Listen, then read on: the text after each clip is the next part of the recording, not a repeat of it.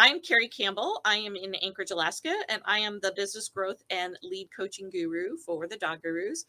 And with me is Susan Briggs, our co founder. So, yay, she's in Houston, Texas. But That's right. awesome. Happy to be with everybody today. Yes. So, If you are not familiar with the Dog Gurus, we help pet care businesses launch, grow, and profit. And we have staff training programs as well as business consulting programs. I'm glad you're here joining us. And today we are going to talk about operating from a budget. Yay! This is Susan and I's favorite topic. it Numbers, is numbers. exactly. So when Robin headed out on her 7-week RV trip, we decided to shake things up a little bit because I don't know if any of you were on last year during one of our RV trips. We had a tech nightmare Facebook Live, which was stressful. And we decided to de-stress and let Carrie join us. And actually, it's going to be fun because you're going to join our Facebook Lives, and it could be Carrie and I, it could be Robin and I, it could be Carrie and Robin, it could be Courtney. We're going to shake it up a little bit, but we're still going to always talk about topics that we think will help you in your business because that's our goal. And you know what? October is like fall, it's pumpkin spice, it's football, but it's also budget season. Yes. For Fourth you and quarter. I, anyway, Carrie. We're trying Yeah. to get more converts to our budgets. So yeah, I had been talking about operating from a budget for a year, and I don't get tired of it. And I actually get excited because I keep hearing from people that they decide to bite the bullet and create a budget for their business and actually operate from it. And I can tell you, everybody that comes to me and says that takes a giant leap in their financial results in return. Have you found that to be true? Absolutely. Absolutely. I think it gives you perspective that you don't have if you're not monitoring your numbers that closely. And it leads you to profitability probably faster than any other tool. I do believe that. I think it's the number one financial tool. So if you're wanting to increase profits, increase your pay, then we encourage you to really think about October being budget season. And I know for a lot of pet care business owners, creating a budget can seem intimidating, but it's something that you can do over time. We've had, I think, one of your clients, as she did her actuals and then put that in as a budget, was the first way she created one. But the key thing is that you have a plan of what you expect as far as your revenue, how much money you're going to make on a monthly basis. And then let's just talk about that for a minute. So the value of doing a revenue plan and budget, and I would do that broken down by your different services you provide, is that if you compare what you actually do to your budget, you can look at it in total, and let's say it's lower than you had budgeted. Then the next step is you want to look at each revenue stream and see which one was low. And I know, Carrie, we worked together, and I would ask you what happened, and she always had an answer. So how did you use your revenue budget and kind of your breakdown to assess where you were and what happened with your business? So, since we only had one major revenue stream because we were daycare only, what I found that was fascinating was that my discounts were too low and that I was looking at families that had multiple dogs in daycare, and we had kept this single rate for additional dogs from the same family, and we're thinking that we were so fortunate that we had a family, say, bringing 2 to 4 dogs, that we needed to keep that discount for them for some loyalty purpose. But what we found was that we were not discounting the service we were providing for those additional dogs from the same household. And so by raising the rates, the pet parents were very understanding, and it made a ginormous leap in what our revenue was because of the number of discounts we were giving there. And I also think that it was a way that we could look at how can we now diversify and create some additional revenue streams that would offset. If we had some clients where we didn't want to do a major price increase because they'd been with us for 10 or 12 years, we could grandfather them in or do a different rate adjustment for them. And then new clients coming in, we could look at maybe making their rate a little bit higher. And it just gave us options. But if we didn't have that data and if we weren't comparing it to what we had budgeted, we wouldn't have had that information in order to make those solid decisions going forward. Yeah. Yeah, it really makes sense because, and if you guys have questions on operating from a budget, go ahead and put them in the chat or comments if you've implemented a budget or have any questions. Because really, when you look at your revenue, it's a function of two things. It's how many units you're servicing in every service, and it's the price you charge. And like you said, Carrie, you may do your budget based on that published rate and not realize, oh, but yeah, we have these discounts or we sell these packages. And so overall, we don't end up getting that. And so then our revenue is lower than we expected, which is good way to, like you say, be able to add other revenue streams or modify your discounts or even market and try to take on more dogs if you have the capacity as far as space and staff. I think that's the first thing I look at. I think your financial statements, your profit and loss statement makes a lot more sense to you when you can compare your actual to a plan or a budget number, because then you've got to know, am I doing better or worse? So Penelope is asking, would you talk about a need or not to lower rates given the current economy? That's a great question, Penelope. And it would be rare for me to lower a rate anytime. And I think you need to monitor your volumes very closely right now.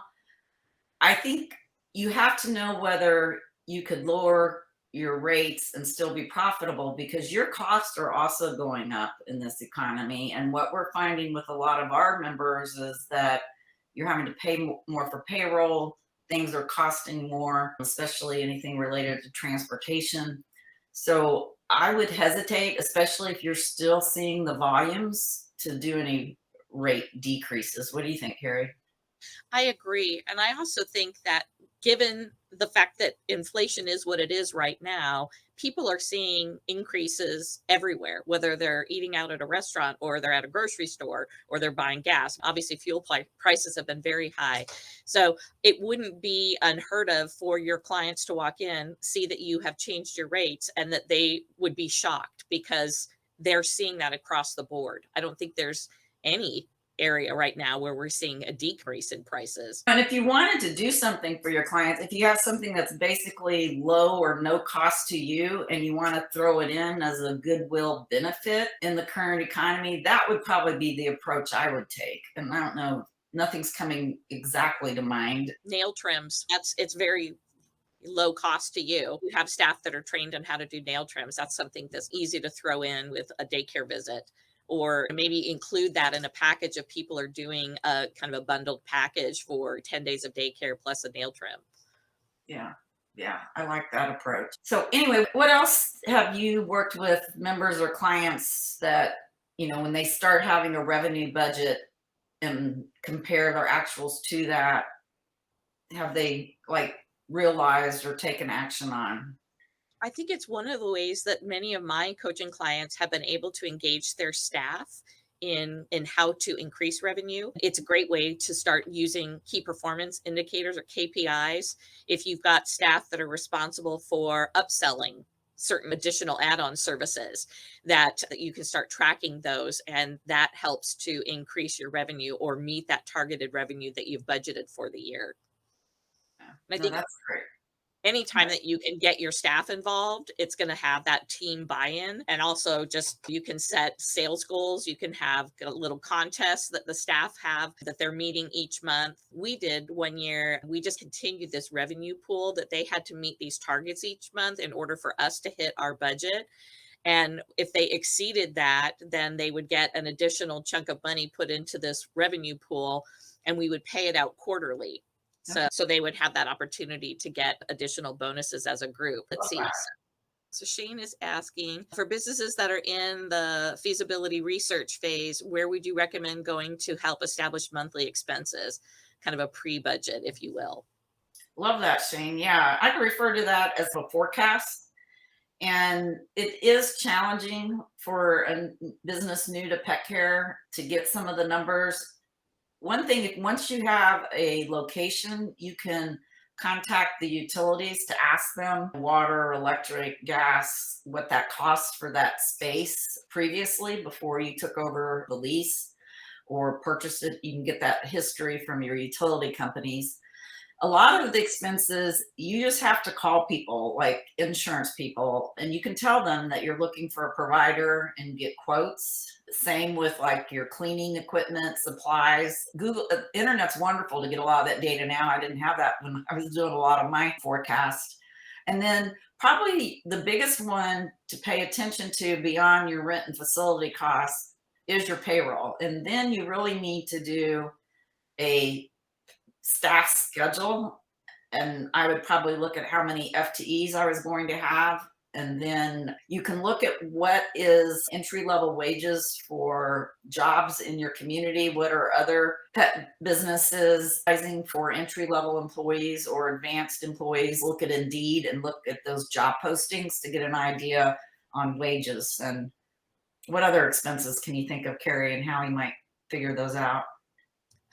Besides, let's see, rent, utilities, payroll, supply costs, and then just your initial startup costs. If you're going to have your staff wear any kind of uniform, if there's anything branding wise that you need from a startup aspect, whether it's some marketing materials, brochures, Hmm. um, I would, and that's as simple as like calling a printing company and finding out what they would charge. If you've had somebody design a logo, could they also design a brochure for you?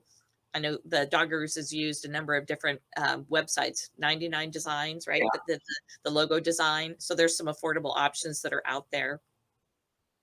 Yeah. So it's at the same time you're doing your plan, figuring out who's going to help you, you just start collecting costs and getting estimates because your bank's going to want to know that for sure. Oh, and Penelope just mentioned liability insurance shopping too. Absolutely. Absolutely. Yeah.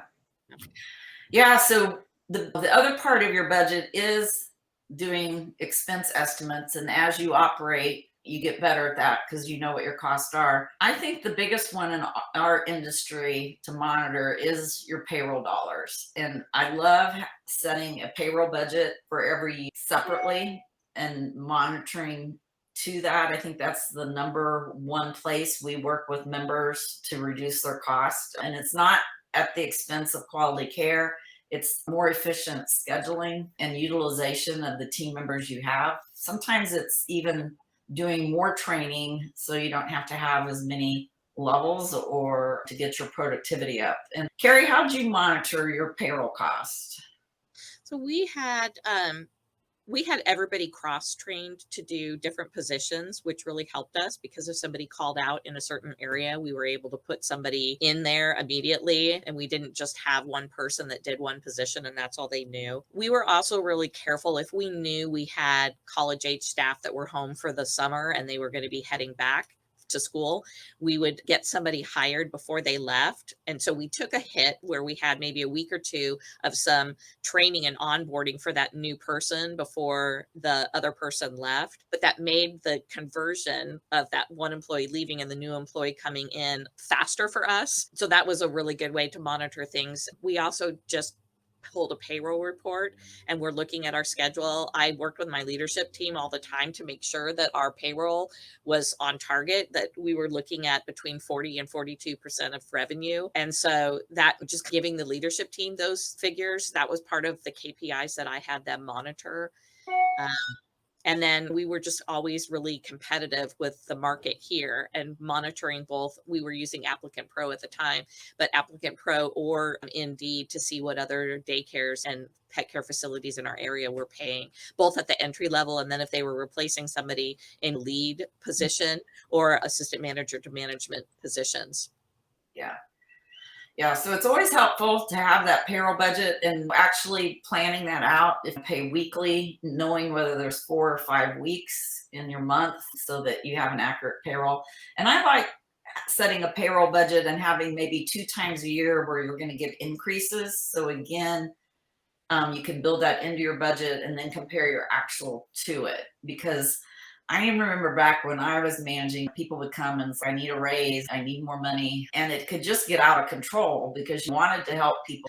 And we also would have the situations where starting wages were going up. Right now, you've got a lot of minimum wage increases. Again, building that into a budget so that you know the impact. Because if you can set up a budget for all your expenses, including payroll, and then compare that to your revenue, you can ensure then and have predictability of what your profit is going to be in your own pay. Because I've seen a lot of owners that just basically accept whatever's left over.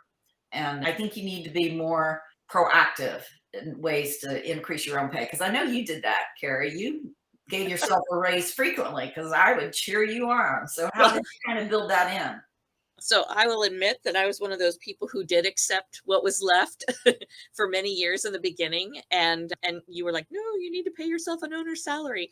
And that was like a really good tell for me to be able to start tracking, "Oh, I'm worth this and I'm the one that's shouldering this business. So I need to look at what is a good salary that I want to draw for myself, and then how am I going to get there?"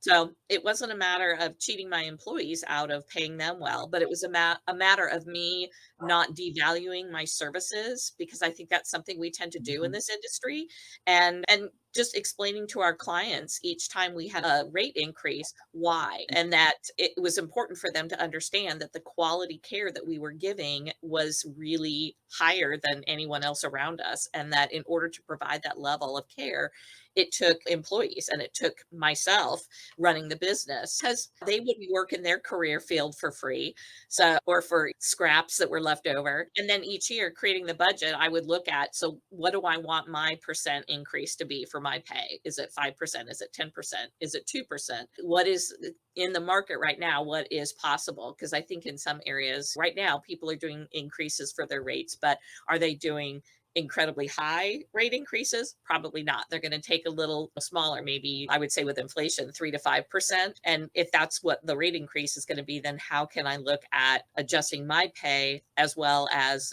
maybe decreasing some of my other costs? We were always really careful because utilities are really high here, especially in the winter months when we have to heat so much of our building. How could we look at running a better cycle with our electricity and with our natural gas that would save money on utilities? If there are other areas that we could cut costs that would allow for more increases for wages.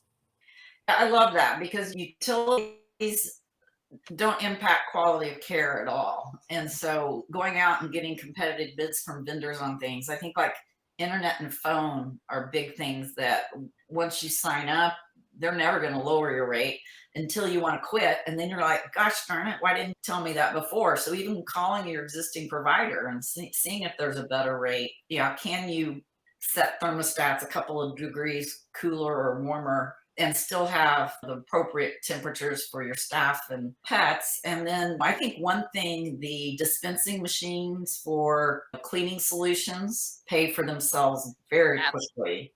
yep, absolutely. So So saving money on all those expenses is a great way then, as you say, to have more money available for yourself and your team members that does impact the care of the quality of care of the pets. and it's funny because when you're looking at your budget, there may not be one area where you're going to just slice $10,000 off Yeah. of a line item. But when you start looking at all these little things, $50 here and there, $100 here and there, starts to add up pretty quickly when you're saving. And so it's just looking at things and running it as efficiently as possible. But just to chime in, if you don't do that and you're not creating a budget, how do you know? How do you know to look for those individual line items? So that's where really paying attention and knowing your numbers is so important. Yeah. And then I know a lot of people right now. I was just at IDPSA and participated in a design remodel conference, and it was amazing how many pet businesses were there just looking to remodel or expand to a second location.